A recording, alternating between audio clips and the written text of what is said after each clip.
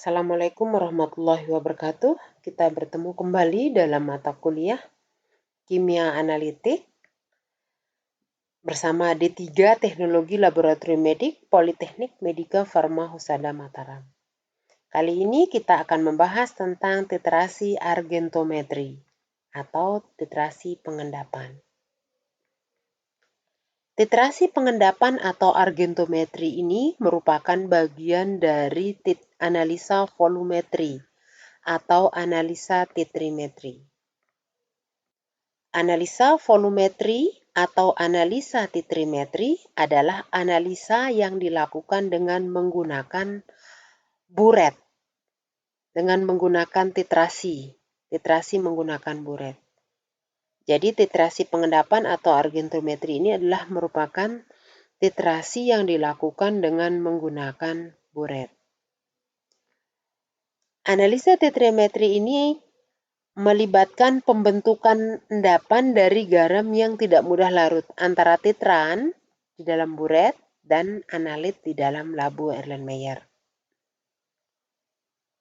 Titik akhir titrasi atau TAT pada analisa argentometri ini mudah untuk diamati. Argentometri ini melibatkan pengendapan antara ion halida seperti Cl, Bl dengan ion perak atau Ag. Titrasi ini biasa disebut dengan argentometri. Titrasi penentuan analit yang berupa ion halida pada umumnya dengan menggunakan larutan standar perak nitrat. Jadi pada argentometri ini kita menggunakan standar atau titran yang ada di dalam buret itu adalah AgNO3.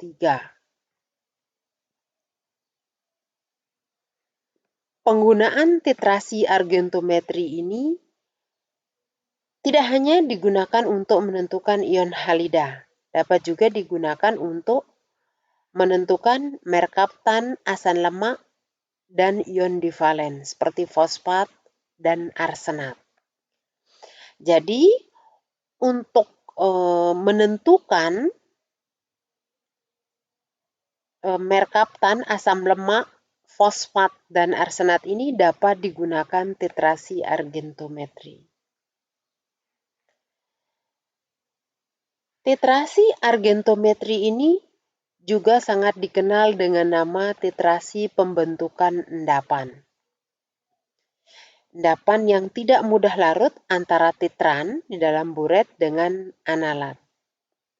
Sebagai contoh, penentuan NaCl, misalnya di dalam cairan hipus, maka ion Ag+ dari titran AgNO3 itu akan bereaksi dengan ion Cl dari analit yang berada di dalam labu Erlenmeyer, sehingga membentuk garam yang tidak mudah larut yaitu AgCl. Saya ulang sekali lagi, yaitu AgNO3 dari titran akan bereaksi dengan ion Cl dari analat yang ada pada labu Erlenmeyer sehingga membentuk garam yang tidak mudah larut, yaitu AgCl. Berikut adalah reaksi yang terjadi.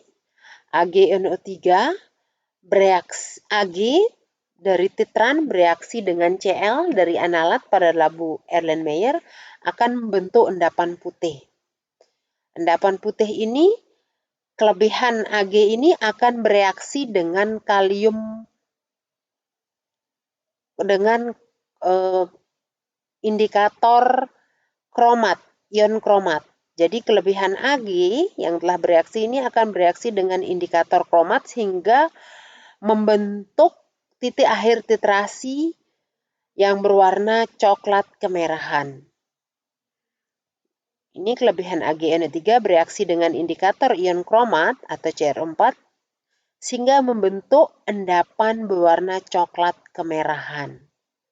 Endapan yang terbentuk adalah AgCrO4. Nah, terbentuknya endapan AgCrO4 ini kita sebut sebagai titik akhir titrasi dari titrasi argentometri ini.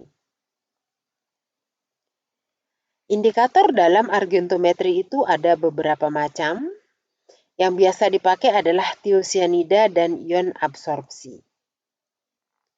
Berdasarkan jenis indikator dan teknik titrasi, maka argentometri ini dapat dibedakan menjadi 3, yaitu metode Mohr, Volhard, dan Pajans.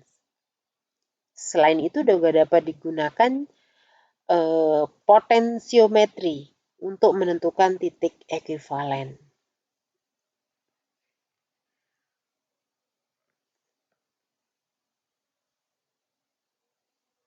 Pada argentometri, titik ekuivalen ini,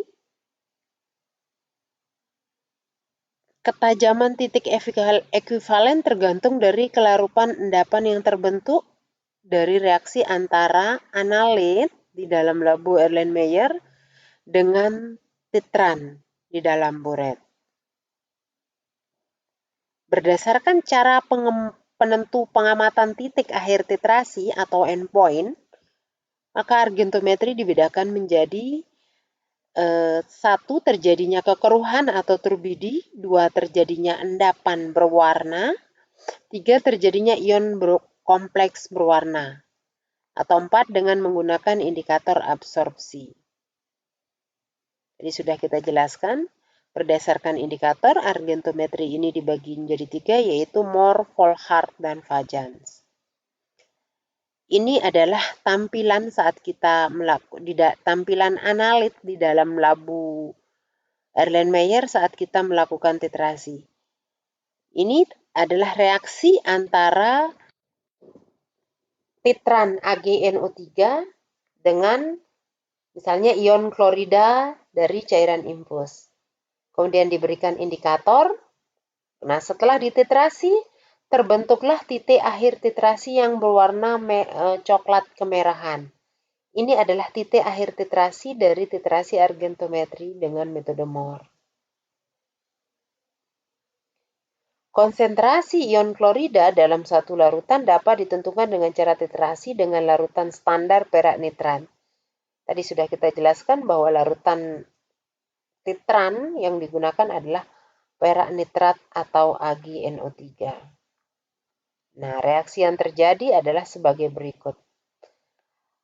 Ag dari titran akan bereaksi dengan Cl yang ada di dalam labu Erlenmeyer, ya, sampel di dalam labu Erlenmeyer, sehingga terbentuk endapan putih.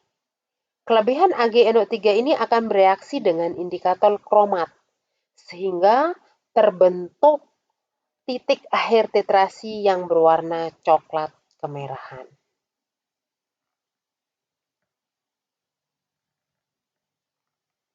Baik, demikian materi kita untuk titrasi argentometri.